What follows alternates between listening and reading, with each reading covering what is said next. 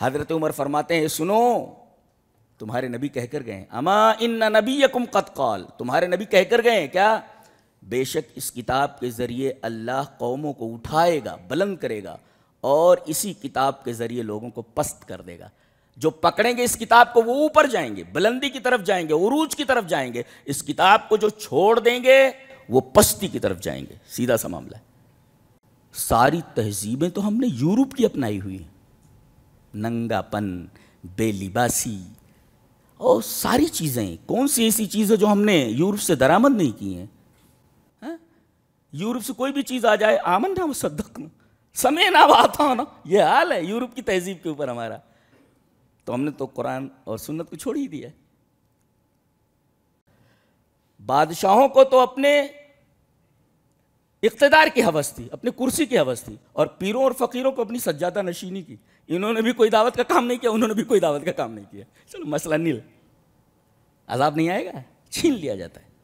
جی، رسول کی مخالفت پر جانتے ہیں صحابہ کرام سے بڑی جماعت کوئی جماعت ہے؟ انبیاء کرام کے بعد صحابہ کرام کی وہ عظمت ہے کہ ان کے مثل پر یہ سورج طلوع نہیں ہوا ہے۔ اتنے بڑے لوگ تھے اور اتنے ہوشیار تھے، دنیا تباہ ہوتی ہے تو تباہ ہونے دو، آخرت ہاتھ سے نہیں جانے دینا ہے۔ بڑے ہوشیار لوگ تھے۔ سب کے لیے اللہ نے فرمایا رضی اللہ عنہم ورضوا عنہ، اللہ ان سے راضی ہو گئے، وہ اللہ سے راضی ہو گئے۔ کتنے ہوشیار لوگ تھے، اللہ کی رضا لے کر چلے گئے۔ بڑے بدبخت ہیں ہم لوگ، 60-65 سال میں کوئی جیتا ہے؟ کتے بھی جی لیتے، کھا پی لیتے، کتا بھی مر جاتا ہے کھا پی کر کے۔ ہم تو انسان ہیں اور وہ بھی مسلمان ہیں، ہم کو ایسے جینا جیسے کتا جیتا ہے۔ ان الحمد للہ نحمده ونستعینه ونستغفره ونعوذ باللہ من شرور انفسنا ومن سیئات اعمالنا، من يهده الله فلا مضل له ومن يضلل فلا هادي له، واشهد ان لا اله الا الله وحده لا شريك له، واشهد ان محمدا عبده ورسوله۔ يا ايها الذين آمنوا اتقوا الله حق تقاته ولا تموتن الا وانتم مسلمون۔ يا ايها الناس اتقوا ربكم الذي خلقكم من نفس واحدة وخلق منها زوجها وبث منهما رجالا كثيرا ونساء، واتقوا الله الذي تساءلون به والأرحام إن الله كان عليكم رقيبا۔ يا أيها الذين آمنوا اتقوا الله وقولوا قولا سديدا يصلح لكم أعمالكم ويغفر لكم ذنوبكم، ومن يطع الله ورسوله فقد فاز فوزا عظيما۔ أما بعد، فإن خير الحديث كتاب الله، وخير الهدي هدي محمد صلى الله عليه وسلم، وشر الأمور محدثاتها، وكل محدثة بدعة، وكل بدعة ضلالة، الضلالة في النار۔ اعوذ باللہ من الشیطان الرجیم، بسم اللہ الرحمن الرحیم، وانتم الاعلون ان کنتم مؤمنین۔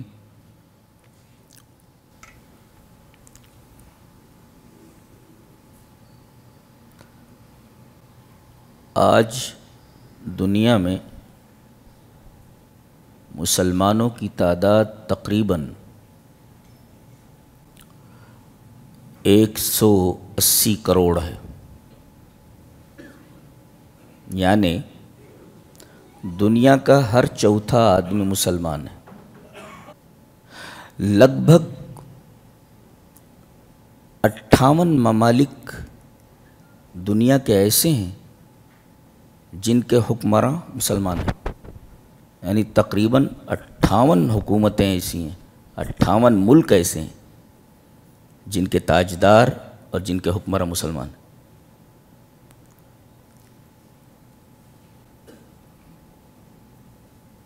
لیکن اس کے باوجود ہماری نہ کوئی اہمیت ہے، نہ ہمارا کوئی وزن ہے۔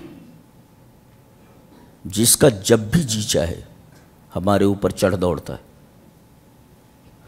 اور ہمارے ساتھ ہر ناروا سلوک جائز رکھتا ہے، روا رکھتا ہے۔ ہم صرف احتجاج کر سکتے ہیں، بالفاظ دیگر مسلمان آج ایک احتجاجی قوم بن کر رہ گئی ہے۔ سوال یہ ہے کہ مسلمانوں کی زبوں حالی، اس تنزلی اور اس زوال کا سبب کیا ہے؟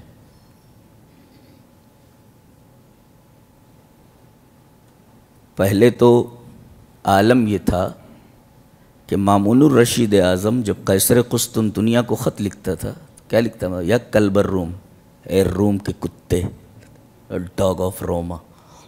یہ عظمت تھی، یہ عظمت تھی۔ ایسا کیوں ہوا؟ تھے اس قدر عظیم کہ پیروں میں تاج تھے، تھے اس قدر عظیم کہ پیروں میں تاج تھے، اتنے ہوئے ذلیل کے جوتوں میں آ گئے۔ یہ ہمارا حال۔ سبب تو ہونا چاہیے نا، کچھ ریزن ہونا چاہیے نا عروج سے زوال کی طرف جانے کا۔ غور کرنے پر ایک تجزیہ کار اس نتیجے پر پہنچتا ہے کہ اس کے بنیادی 5 اسباب ہیں۔ There are 5 reasons۔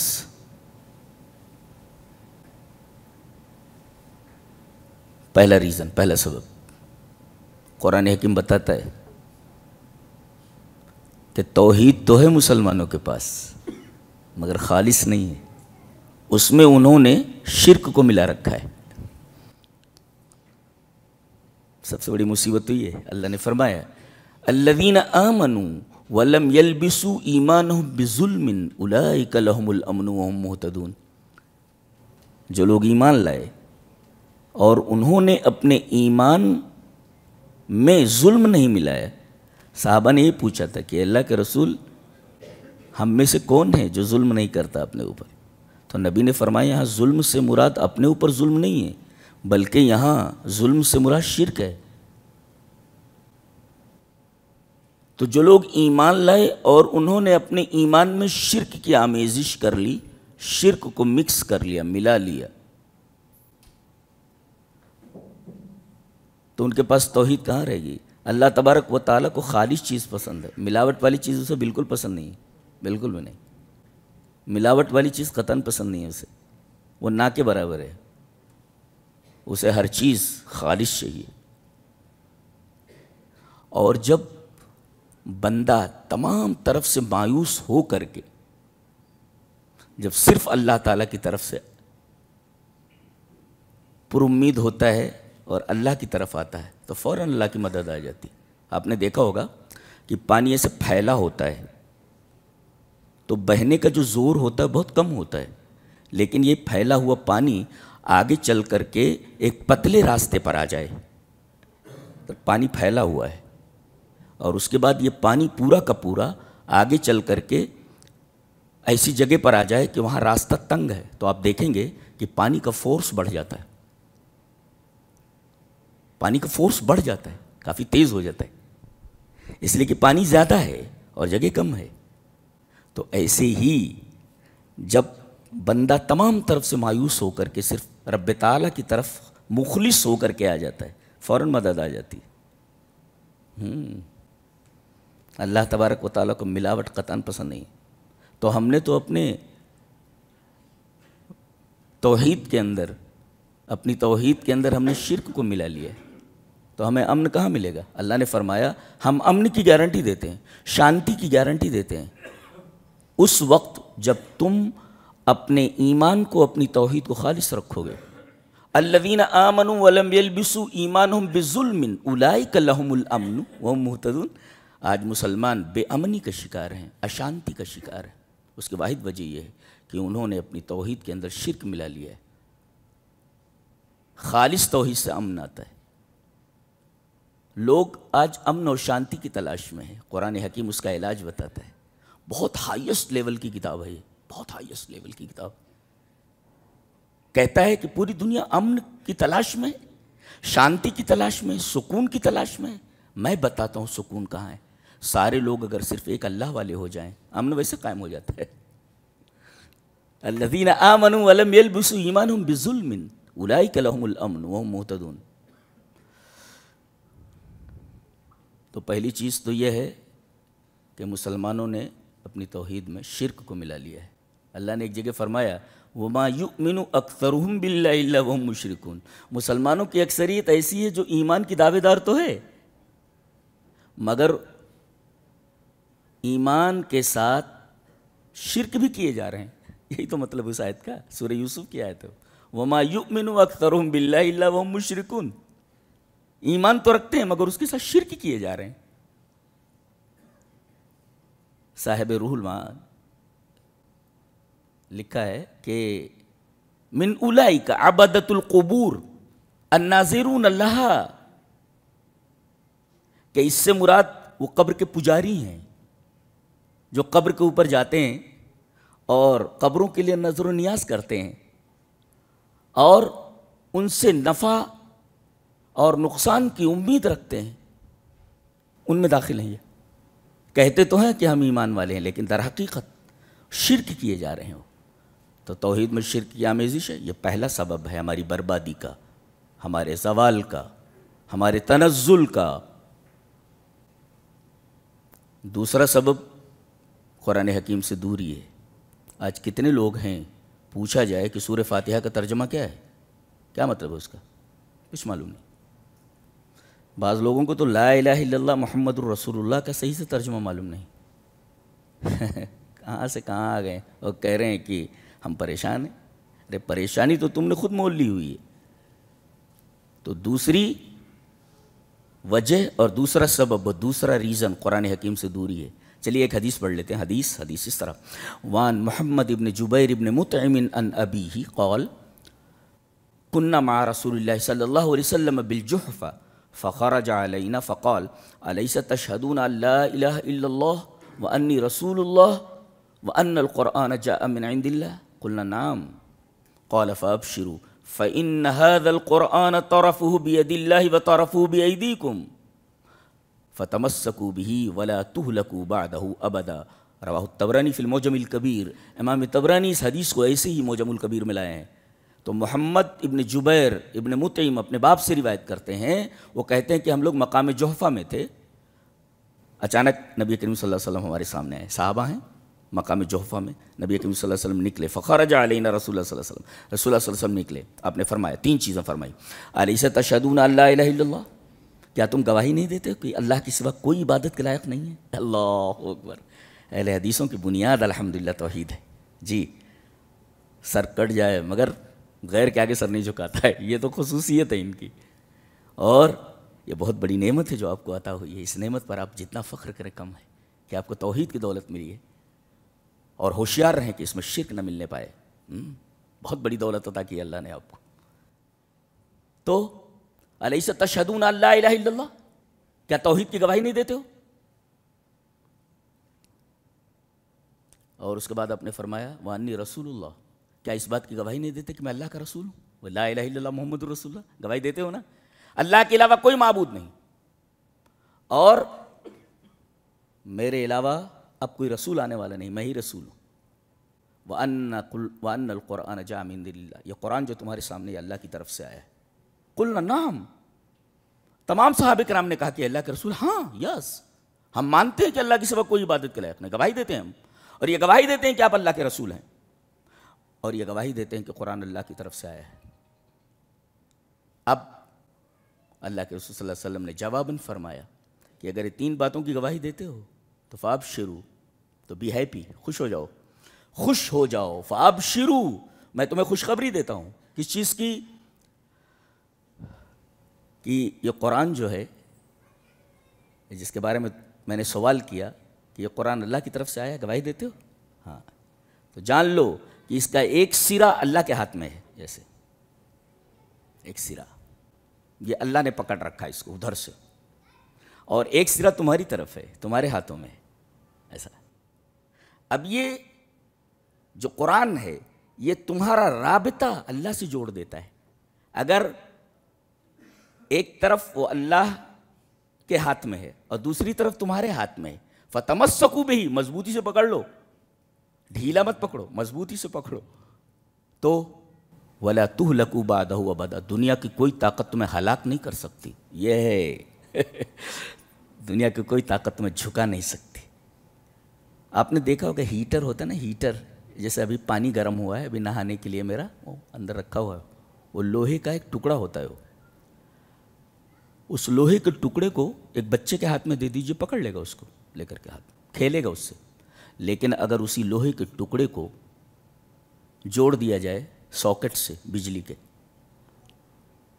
تو بچہ تو کیا، ایک ہاتھی بھی اس کے قریب جانے کی ہمت نہیں کرے گا. کیوں؟ اس لیے کہ اس لوہے کے ٹکڑے کا تعلق ایک طاقتور کی چیز کے ساتھ ہو گیا ہے، کرنٹ کے ساتھ ہو گیا. ایسے ہی قرآن کو ہم نے چھوڑ دیا، اوپر سے آیا ہے، اب ہم نے چھوڑ دیا، پکڑیں گے تو اوپر جائیں گے نا. اللہ فرماتا ہے اِنَّا أَنزَلْنَا، ہم نے اس کو نازل کیا ہے، اوپر سے آیا ہے. جب پکڑو گے تو اوپر جاؤ گے، چھوڑ دو گے تو نیچے گر جاؤ گے. سیدھی سی بات ہے، سیدھی سی بات ہے. اوپر سے آیا ہے، پکڑو گے تو اوپر جاؤ گے، چھوڑ دو گے نیچے گر جاؤ گے. اب جب اس کو اللہ نے پکڑ رکھا ہے ایک طرف اور دوسری طرف تم نے پکڑ رکھا ہے، یہ رابطہ جو ہے ہمارے درمیان، یہ جو تعلق ہے، یہ قرآن کے ذریعے ہمارا تعلق ہے. اب قرآن سے دوری کا عالم یہ ہے کہ ہم کو معمولی سورہ کا ترجمہ نہیں آتا ہے، تو قرآن سے تو دور ہیں ہی ہم. حضرت عمر رضی اللہ تعالیٰ عنہ کی روایت امام مسلم رحمہ اللہ کتاب صلاۃ المسافرین و قصرها کے اندر لائے ہیں. روایت اس طرح قال عمر رضی اللہ تعالیٰ عنہ الا اما ان نبیکم قد قال ان اللہ یضع ان اللہ یرفع بهذا الكتاب اقواما ویضع به آخرین، رواہ مسلم فی کتاب صلاۃ المسافرین. حضرت عمر فرماتے ہیں سنو، تمہارے نبی کہہ کر گئے، اما ان نبیکم قد قال، تمہارے نبی کہہ کر گئے کیا، بے شک اس کتاب کے ذریعے اللہ قوموں کو اٹھائے گا، بلند کرے گا، اور اسی کتاب کے ذریعے لوگوں کو پست کر دے گا. جو پکڑیں گے اس کتاب کو وہ اوپر جائیں گے، بلندی کی طرف جائیں گے، عروج کی طرف جائیں گے. اس کتاب کو جو چھوڑ دیں گے وہ پستی کی طرف جائیں گے. سیدھا سا معاملہ ہے. ہم لوگ 10x10 کے ایک مقام کے لیے، ایک چھوٹی سی جگہ کے لیے ترستے ہیں. صحابہ کرام جن کے پاس کچھ نہیں تھا، بکریاں چرانے والے، اونٹ چرانے والے، جن کے پاس سیدھے سے رہنے کے لیے جگہ نہیں تھی، تہذیب نہیں تھی، کوئی تمدن نہیں تھا. یہ قرآن تو آیا، کوئی بہت بڑا کالج نہیں تھا ان کے پاس، کوئی بہت بڑی یونیورسٹی نہیں تھی. اللہ، وہ چھوٹی سی ایک مسجد تھی. پہلے اس کے دروازے نہیں تھے، دروازہ نہیں تھا، کتے آتے تو گھومتے رہتے تھے مسجد میں، کتے گھومتے رہتے تھے. دروازہ نہیں تھا، دیواریں مٹی کی، اور اوپر چھت کھجور کے پتوں کا، اور جس کے پلر تھے وہ کھجوروں کے تنوں کے. یہ مسجد تھی نبی کریم صلی اللہ علیہ وسلم کی.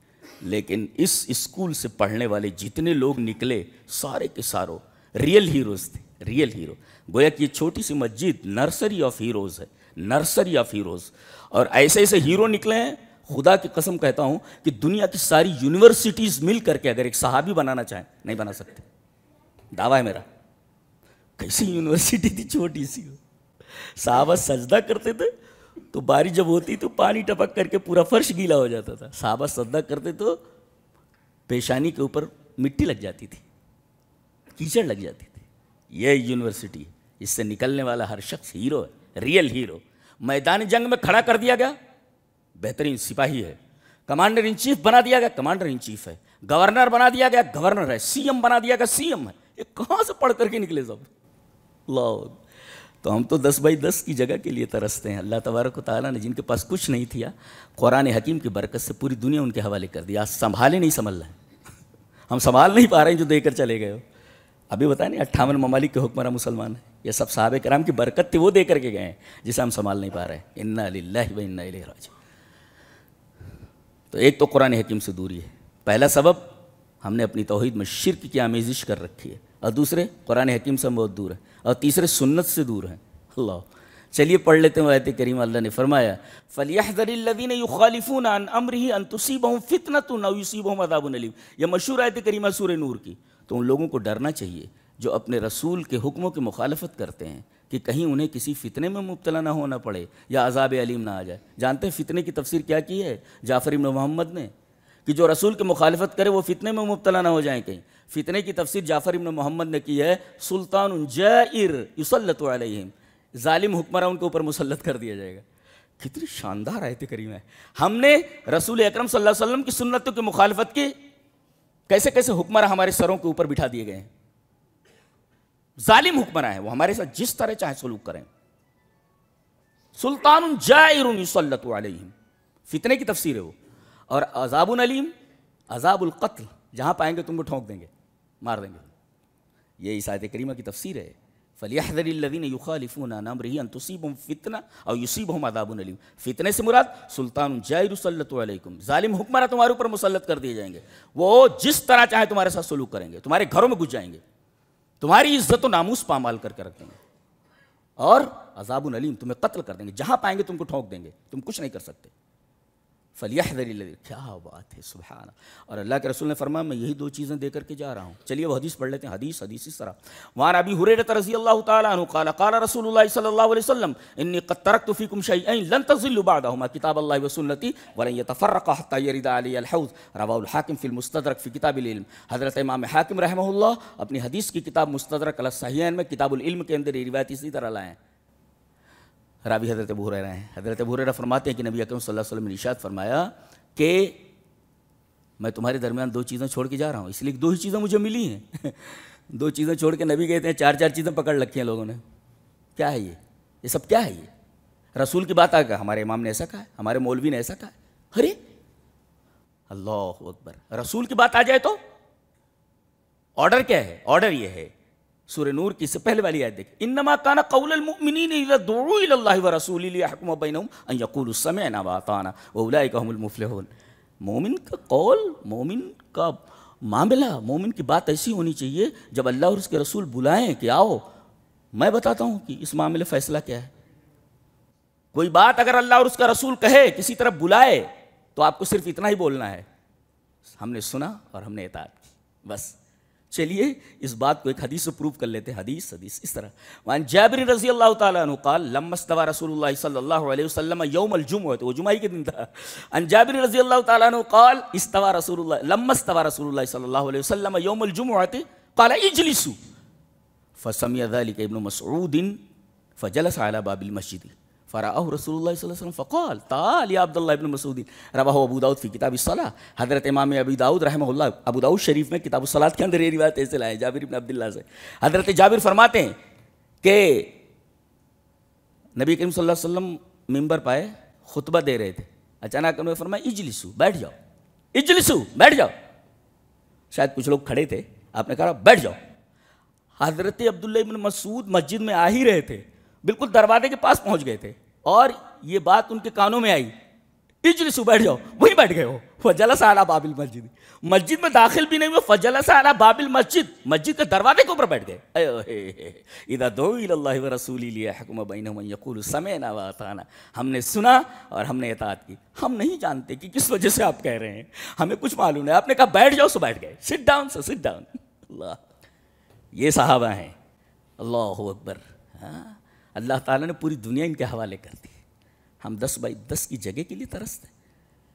پورا جزیرۃ العرب دے دیا، پورا عراق دے دیا، پورا مصر دے دیا، پورا ایران دے دیا، قیروان تک افریقہ دے دیا، قسطنطنیہ تک دے دیا. اللہ، 10x10 کے لیے ترستے. کتنے چھوٹے لوگ ہیں. مسلمان چھوٹا تھوڑی ہوتا ہے، مسلمان اتنے چھوٹے ذہن کا نہیں ہوتا، بہت بڑا ہوتا ہے. اس کا جو ایسپیکٹ ہوتا ہے، اس کا جو پرسپیکٹو ہوتا ہے، تناظر ہوتا ہے، بہت وسیع ہوتا ہے. سمجھتے ہیں آپ مسلمان کیا ہوتا ہے؟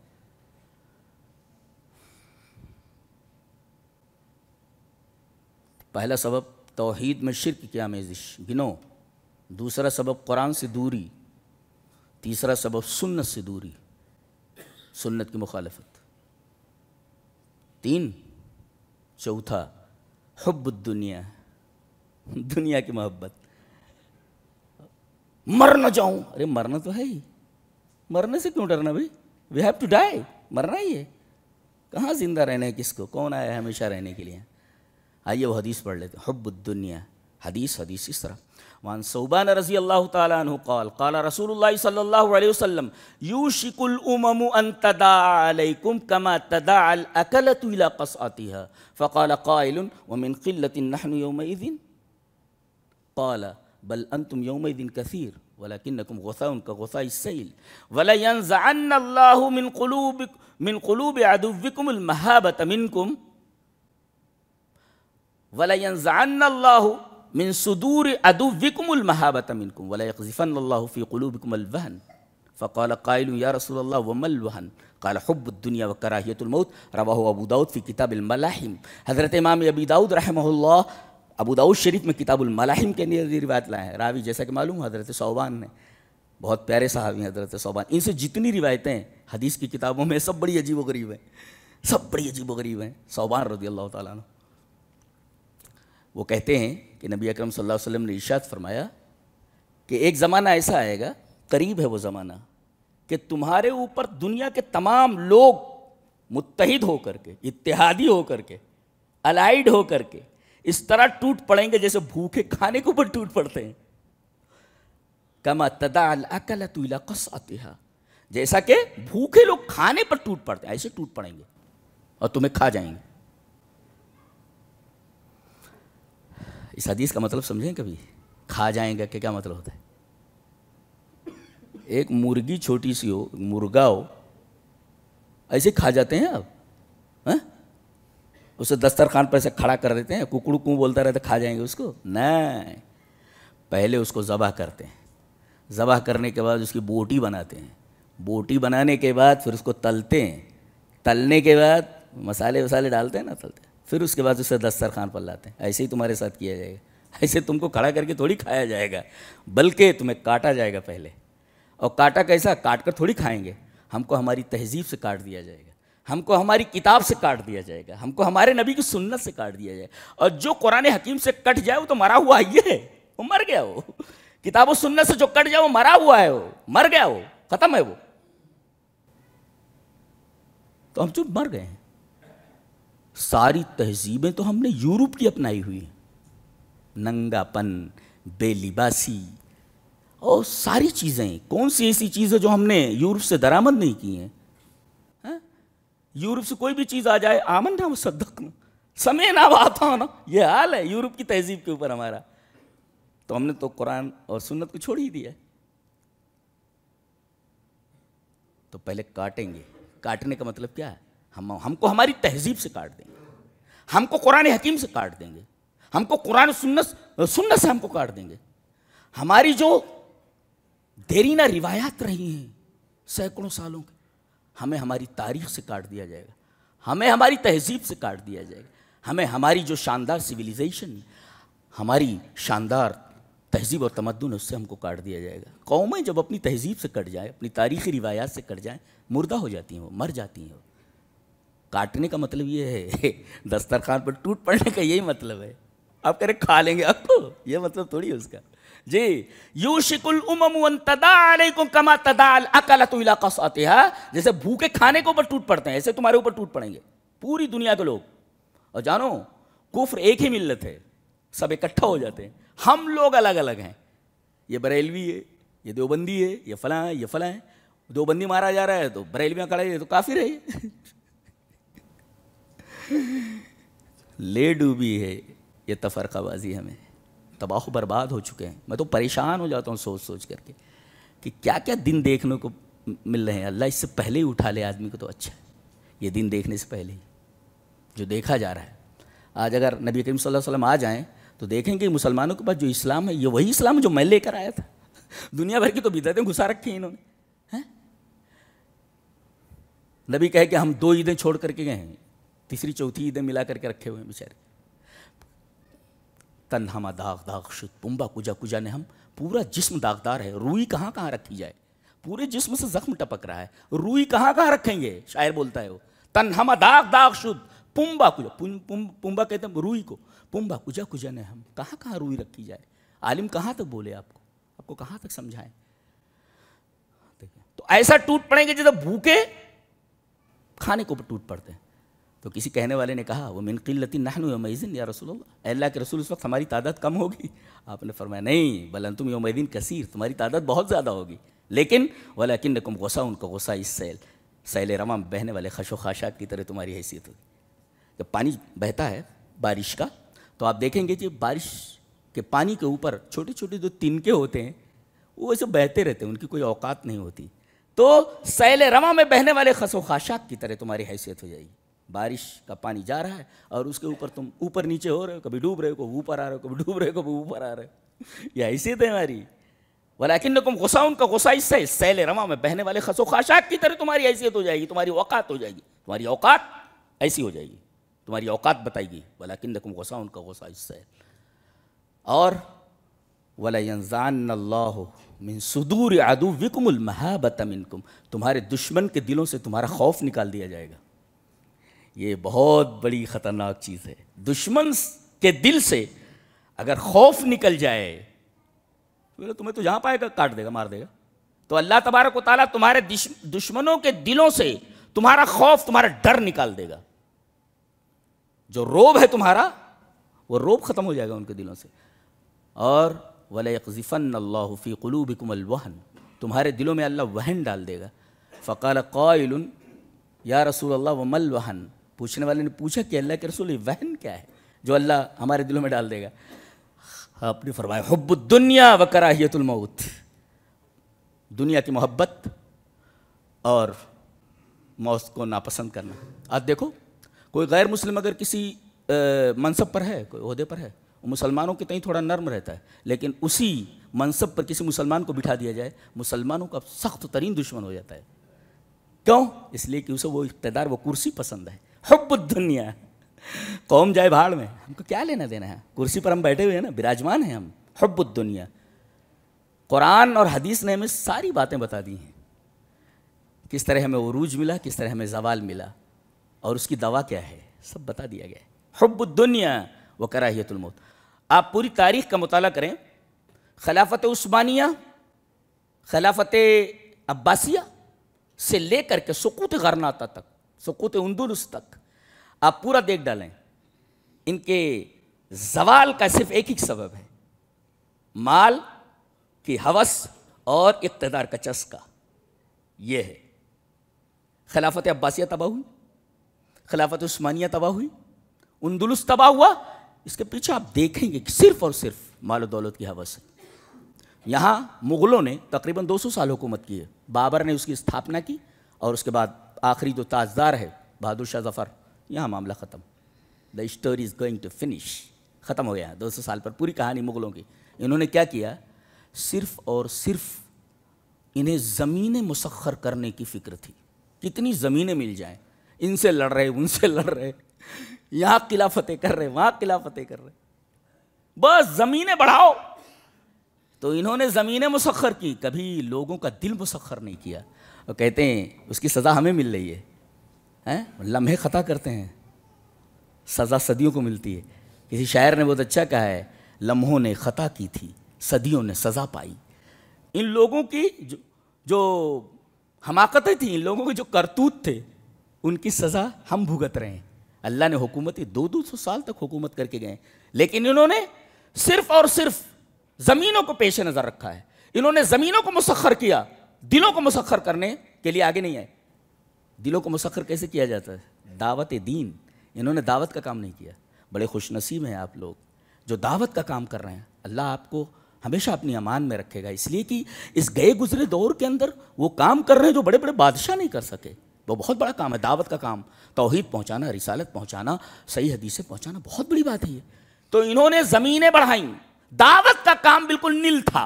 اللہ نے چھین لیا ان سے، حکومتیں چھین. اتنی ہٹو بچوں کی آوازیں آتی تھیں، ان کے بڑے بڑے قلعے دیکھو، بڑی بڑی توپیں دیکھو. آج وہاں جن محلوں کے اندر شہزادے اور شہزادیاں رہتی تھیں، سانپ رہتے ہیں وہاں. جی سانپ بچھو رہتے ہیں وہاں. کہاں سے کہاں آ گئے ہیں ہم. اللہ، کس وجہ سے ہم نے دھیان دوسری طرف کر لیا، ہم نے دعوت کا کام نہیں کیا. مسلمانوں کے درمیان اچھا 2 اسپیکٹس تھے. اچھا 2 گروہ تھے. ایک گروہ بادشاہوں کا تھا اور ایک گروہ پیروں کا اور فقیروں کا تھا. بادشاہوں کو تو اپنے اقتدار کی ہوس تھی، اپنے کرسی کی ہوس تھی، اور پیروں اور فقیروں کو اپنی سجادہ نشینی کی. انہوں نے بھی کوئی دعوت کا کام نہیں کیا، انہوں نے بھی کوئی دعوت کا کام نہیں کیا. چلو مسئلہ نیل، عذاب نہیں آئے گا، چھین لیا جاتا ہے. جی رسول کی مخالفت پر جانتے ہیں صحابہ کرام سے بڑی جماعت کوئی جماعت ہے؟ انبیاء کرام کے بعد صحابہ کرام کی وہ عظمت ہے کہ ان کے مثل پر یہ سورج طلوع نہیں ہوا ہے. اتنے بڑے لوگ تھے اور اتنے ہوشیار تھے.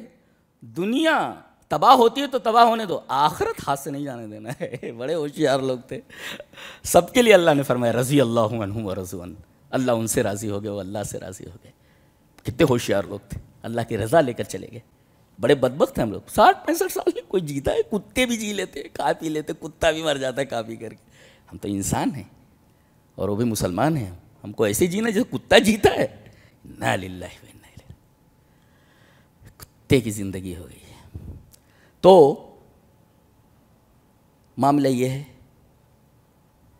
پیروں فقیروں کو سجادہ نشینی کی فکر, مسجدوں کی جگہ مزاروں پر حاضری. مسجدیں خالی ہیں, مزاروں پر عورتوں اور مردوں کا ہجوم. مسجدوں میں کوئی 10 روپے دینے کے لیے تیار نہیں, مزاروں پر کروڑوں روپے. سب کیا ہے یہ؟ 200 سال تک حکومت کی یہاں مغلوں نے. آخر میں کیا ہوا؟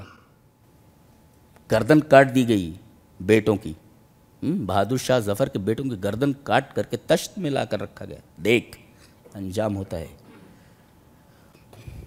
جیسا کرو گے ویسا بھرو گے. تو حب الدنیا و کراہیت الموت, دنیا سے محبت اور موت سے نفرت, یہ چوتھا سبب ہے. پہلا سبب گنو, توحید میں شرک کی ملاوٹ 2, قرآن سے دوری 2 نمبر, سنت سے دوری 3, حب الدنیا, دنیا کی محبت, اور اس کے بعد یہ چوتھی چیز ایک رہ گئی, تفرقہ بازی ہمارے درمیان بہت ہے. اللہ نے فرمایا وَاعْتَصِمُوا بِحَبْلِ اللَّهِ جَمِيعًا وَلَا تَفَرَّقُوا وَاذْكُرُوا نِعْمَةَ اللَّهِ عَلَيْكُمْ إِذْ كُنْتُمْ أَعْدَاءً فَأَلَّفَ بَيْنَ قُلُوبِكُمْ فَأَصْبَحْتُمْ بِنِعْمَتِهِ إِخْوَانًا. تم متفرق تھے.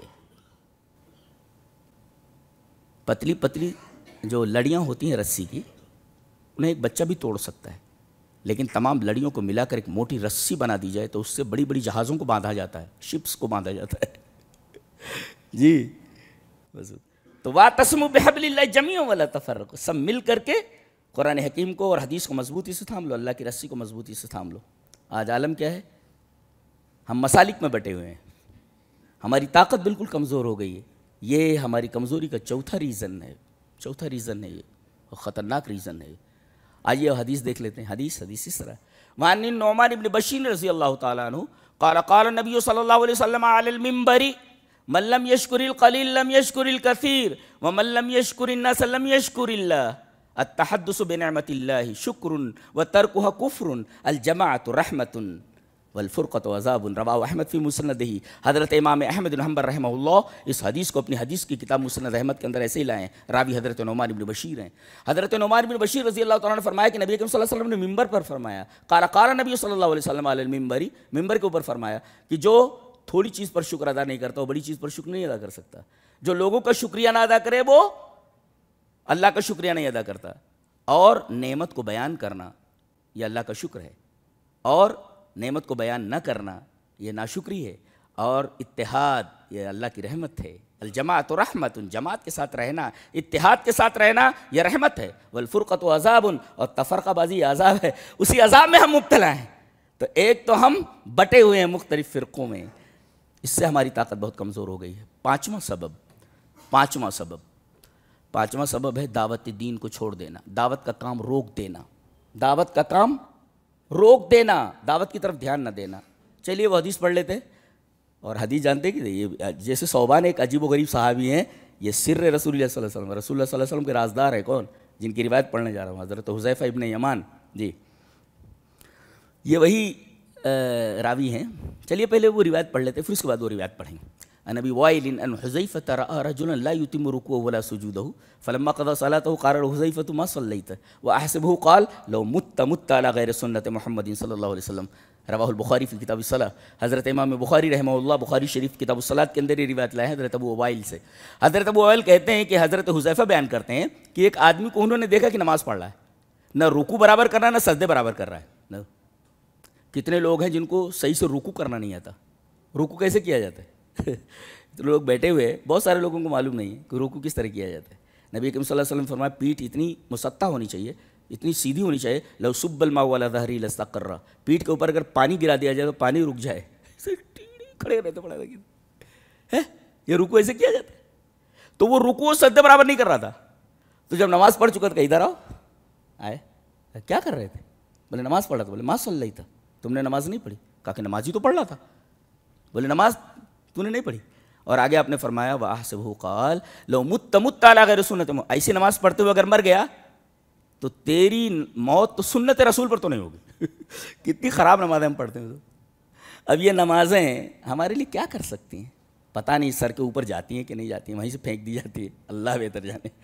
اللہ اکبر، ہماری نمازیں تو خراب ہیں، جو توحید کے بعد جس کا دوسرا نمبر ہے۔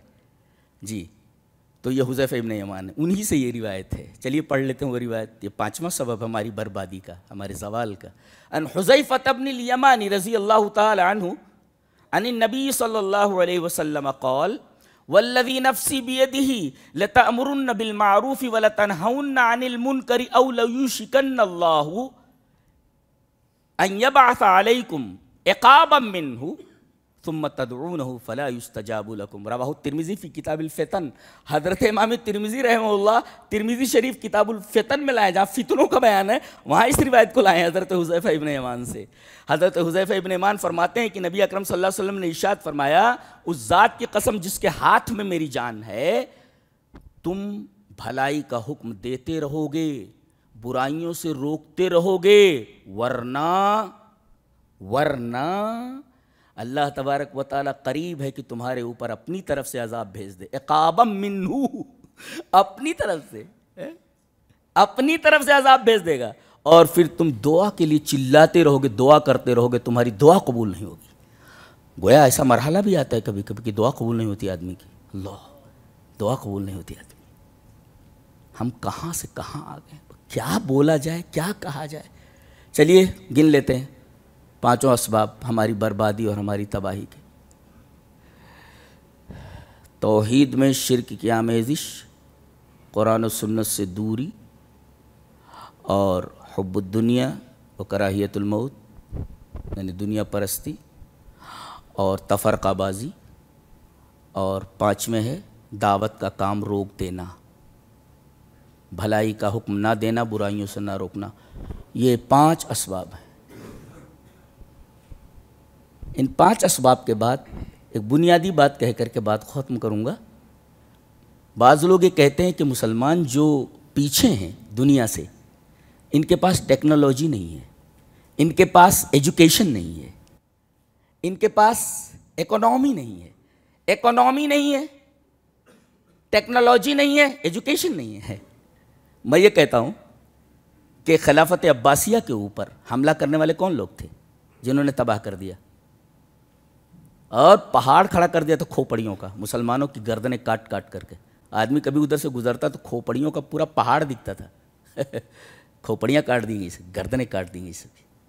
کون لوگ تھے یہ؟ منگول لوگ تھے، تاتار لوگ تھے، ایک وحشی قوم تھی یہ۔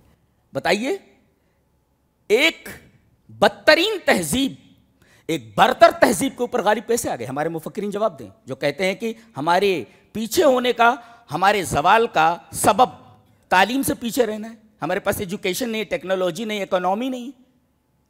کتنی بڑی اکانومی تھی خلافت عباسیہ کے پاس، اللہ!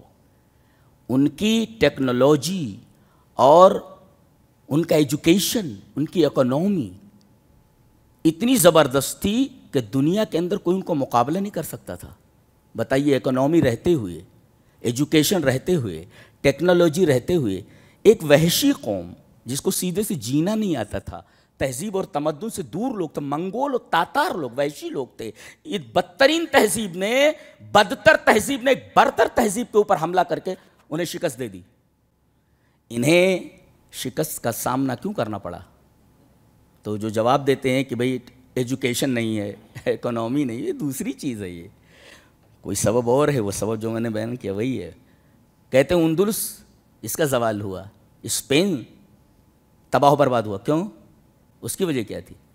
ایجوکیشن نہیں تھا، ایجوکیشن اور تعلیمی ترقی اندلس کے اندر اتنی زیادہ تھی کہ یورپ کے طلبہ جاتے تھے، اسٹوڈنٹ جاتے تھے اندلس میں پڑھنے کے لیے، ورنہ یورپ کے پاس کیا تھا؟ بھوکا ننگا تھا یورپ، جنہیں آج میزائلیں بنانے پر اور ٹیکنالوجی پر بڑا فخر ہے، بھوکے ننگے تھے یہ، اندلس سے پڑھ پڑھ کر کے آئے ہیں لوگ. مسلمانوں نے ان کو کھانا بھی دیا، کپڑا بھی دیا، پڑھایا بھی، فری میں پڑھاتے تھے ان کو.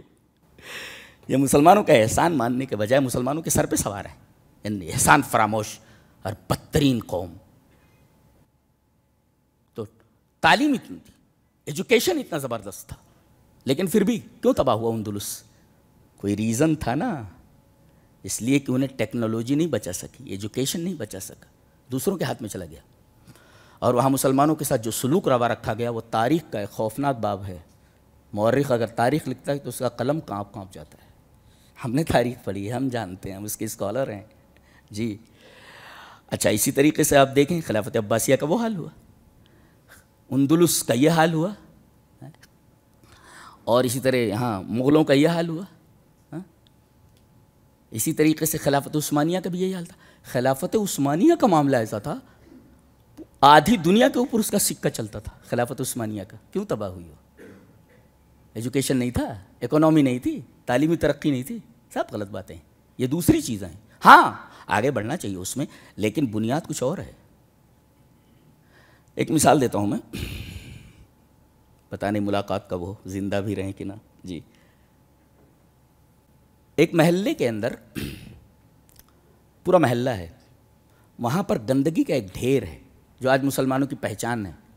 گندگی کے ڈھیر جہاں نظر آئیں فوراً فیصلہ کر دیا جاتا، اچھا یہاں مسلمان رہتے ہیں.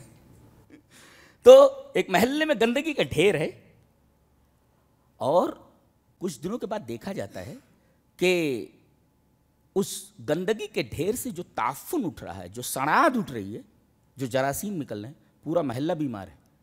سارے بچے بیمار ہو گئے، لوگ بیمار ہو گئے.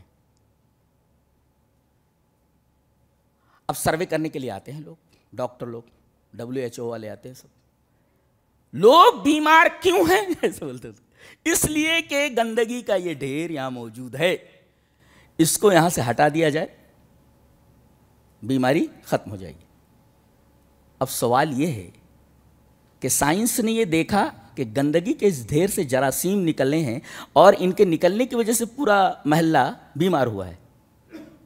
سائنس کی نظر بظاہر کے اوپر ہے، لیکن ہم جب قرآن پڑھنے والے مسلم تجزیہ کار جب اندر جاتے ہیں تو یہ کہتے ہیں کہ یہ جو جراثیم ہیں یہ ثانوی چیز ہے. یہ جراثیم پیدا کس نے کیا؟